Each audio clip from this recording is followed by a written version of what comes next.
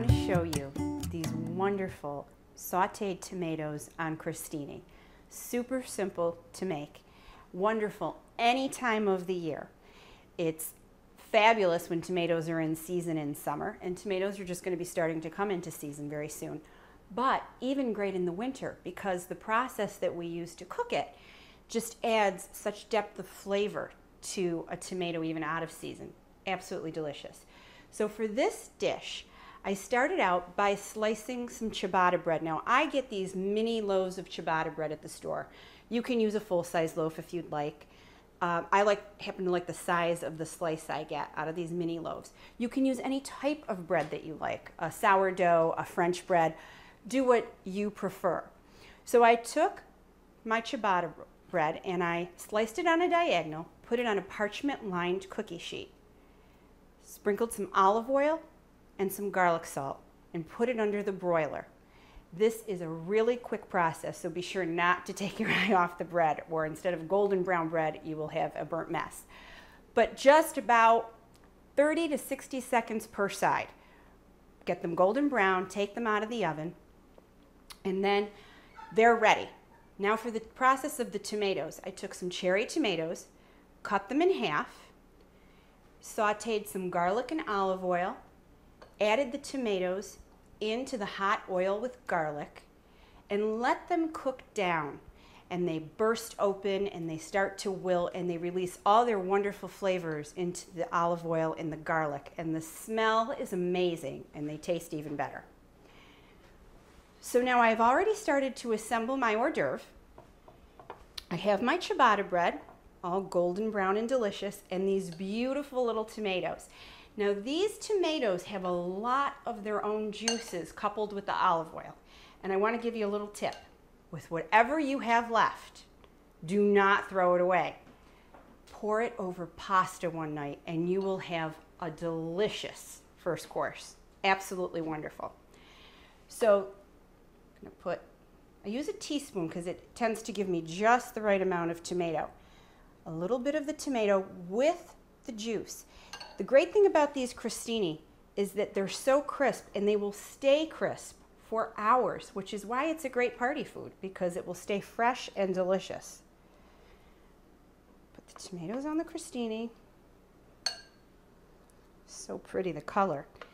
And then I've got some beautiful basil, and I just did a quick chiffonade, just a quick chop. Lay that on top. And then I've got my lovely Parmesan cheese, and remember, buy true Parmigiano Reggiano. Shave it yourself. Absolutely delicious. And look at that color combination. And then I just sprinkle a little more salt, a little more pepper. And I added some basil to the plate for color. That's my garnish. It's just a natural garnish. These are delicious. I'm going to sneak one.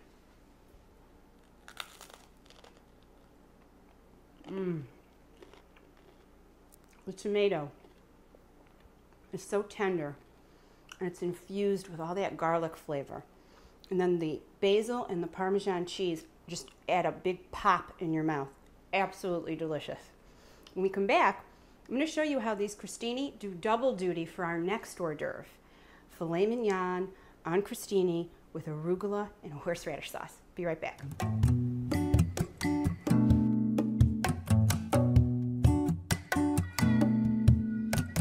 Sauteed tomatoes on crostini is complete, and now I'm going to show you how that crostini is going to give me yet another hors d'oeuvre.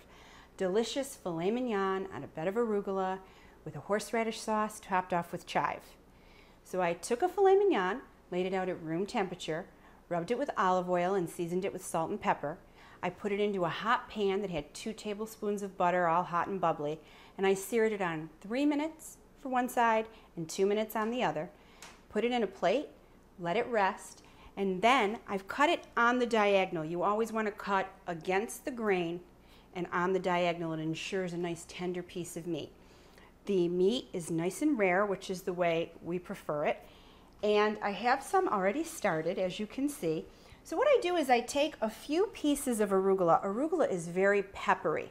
So this is really all about the contrasts and the textures. So you've got the beautiful crunch of the crostini, the peppery taste of the arugula, and now I add my buttery meat. So delicious, this filet. It's cooked perfectly. And again, it's so good at room temperature. It's why it makes this such an easy, entertaining dish. And then I have some horseradish sauce that I made myself. And all it is, super simple to make, is a tablespoon of sour cream, 2 tablespoons of mayonnaise, and a tablespoon of pure horseradish. Pinch of salt, pinch of pepper, and you just want to dollop it so that it kind of falls over the sides of the meat. So now you're adding another layer of flavor and texture, the creaminess of the horseradish. And top it off with some fresh chive. So now I have, missed this one. So now I have something for everybody because I have the tomatoes for those that are vegetarian, and I have something for the meat lovers. This is sure to please. When we come back, I'm going to show you a beautiful cheese platter and give you some tips on putting a cheese platter together.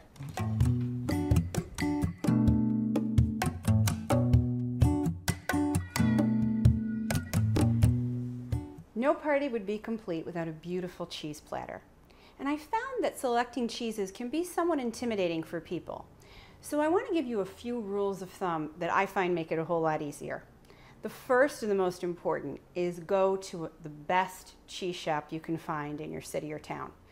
I happen to use the cheese shop of Centerbrook, and Paul Partica and his family own it, and they really encourage you to ask questions and to taste the cheese so that you know what you're getting when you buy it. And I encourage you to, if you live in this area, to perhaps walk into Paul and talk to him about his cheeses, or find a place that is in your area that you really feel comfortable with, because that takes the fear out of selecting cheese. Then, of course, when you are selecting your cheeses, you want to get an array of cheese. And you want to make sure that it's on a platter or a plate that is large enough to hold the cheeses without crowding. I simply lay them out. I like to put some type of greenery underneath. So today I actually used some collard greens and I made a bed on this basket. Put the cheeses out, and then I like to add some fruit. Grapes, things like grapes and strawberries, they draw your eye to the cheese platter. So arrange it in an attractive manner, maybe getting a little height from the grapes. I filled in with some dried apricots, and then any crevices and cracks that are left, I do different types of crackers or breads. And I think it looks really lovely. Now for this party, I've chosen a variety of cheeses, and the first one is Délices d'Argenteuil. And it's a very creamy, triple cream cheese that's enriched with creme fraiche, and it truly dissolves on your palate. Absolutely delicious. Then I've got one of my favorites, Humboldt Fog. Humboldt Fog is a goat cheese made in California, and it gets its name from the rolling fog that comes in the town of Humboldt. And it's known for its distinctive layer of ash going right through the middle, and it has an edible rind. Simply delicious. And then this next cheese is called Beemster Velasquez, and it's a Danish cheese. It's firm textured, but very creamy and almost sweet on the palate. And then the last cheese I selected is a Stilton, which is an English blue. And I chose this because, again, wanting to give my friends a little something different, and it'll spark conversation, I'm serving something called a preserved walnut. These look like black olives, but when you cut them open in the center, you can actually see the grain of the walnut, and they're packed in this delicious simple syrup. They are phenomenal if you just take a piece and put it on a piece of strong blue cheese. And the saltiness of the cheese and the sweetness of this walnut is a wonderful play on textures for the palate. I think this looks absolutely beautiful. The last advice I can give you is always make sure you have separate cheese knives. That way the cheeses aren't mingling on the same knife, and it really would mess up the flavors on your palate. So I always make sure that there is a cheese knife for every cheese. And then, of course, here's our beautiful nuts that we made earlier, and these lovely olives. And this is a perfect display in and of itself. I think I'll probably have it right here on my counter for my guests. Like I said, I want something in every room. I think this is such a beautiful display right here on the counter, and I'm going to lay out some glasses and let the party begin. But speaking of cocktails, I want something extra celebratory for tonight. You know, my sister-in-law's coming in. We don't see her very often, and I need a little inspiration. So I'm going to go on a road trip to Bar Boucher in Madison, Connecticut. It's a French bistro. It's exquisite food in a very laid-back atmosphere. French comfort food at its best, and it has one of the best bartenders you'll ever meet, my friend Fernando. So come with me. I want to introduce you to Fernando. I'll drive.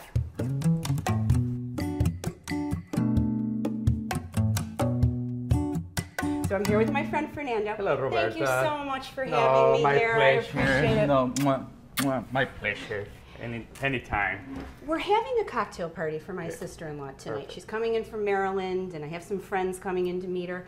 And I have a variety of hors d'oeuvres, but I want a signature cocktail, something really celebratory. So I'm here for it. Let's see with some ideas to start with your party, but let's start with something traditional in this case. It's, at this time of the year, you're always going to have an any reception champagne. If you want to give a little bit more of the spring flavor on it, you add a little bit of Saint Germain.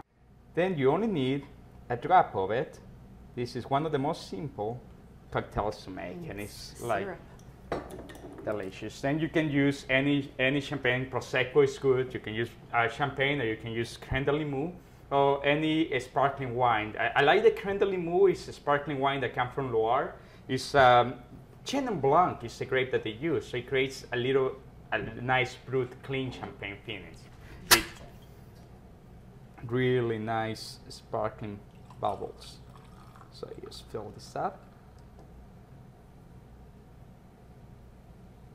You know, you can fill it up all the way to the top, or you can just leave it as much as you want, but traditionally you want to have it like this, pour. So festive. Let's see if we go with the second one. The second one is a traditional drink. It is, you can find it in any French restaurant in the US and Europe. You go over and ask for a French 75, and the same ingredients will be always there. French 75. French 75. Okay. It was named after the Canon 75 that was used in the war. And you know, it's really simple. You have crushed ice and a rock glass. It could be any martini glass, any glass, but traditionally it's in a rock glass. So you use brandy cherries, not maraschino cherries. You use brandy that has been sucked, cherries that has been sucked in brandy, so it creates a different flavor. You put it on the top, and then you add any of your favorite gins. I like Beefeater because it's a little bit dry, but you can use any type of gin. Then the second ingredient is fresh lemon juice. Just put it on top. And I have already made some simple syrup. And maybe for people at home that don't know what a simple syrup is. It's just water, sugar reduction, in equal parts. Equal parts, Right. And you can do it really easily. And if you can even create a spice without some pepper if you want, so it creates this spiciness at the end. Okay. I like to play with that a lot. So there you have it. And then, of course, our little friend, the sparkling, you know. I love champagne. Champagne or sparkling wine is so good. There are approximately 90 million bubbles waiting for you in each bottle of sparkling wine or champagne. Goodness. Oh, Look at that. fill it up. And those brandy cherries. And the brandy cherries just Incredible. do the flavor together. So you get the brandy. The traditional sidecar is brandy, fresh lime juice, and Cointreau. All shake it together straight up, and your drink is delicious. So I developed a technique just by counting 1, 2, 3, 4, 5 seconds equals to 2.5 ounces. It's mainly brandy, the main ingredient, 2.5 ounces, an ounce of the chartreuse, an ounce of the Cointreau, with the lemon juice, lime juice, and pineapple juice, 1.5 ounces. Then all together, perfect. That looks lovely. And this is what it's gonna be. You can create a batch already, just for your guests. Right. You know, just yes. Well, thank you so much. I my can't pleasure. thank you enough for having No, us no, here. no. Anytime. This is your And house. if you get a chance, Yeah, stop please. by the party. Oh, hi. Of course I will. Thank you so much. Thank you. Thank you. Really. Good to see you. Good to see you too. Okay, I'm going to head back home. We have some cooking to do. Okay.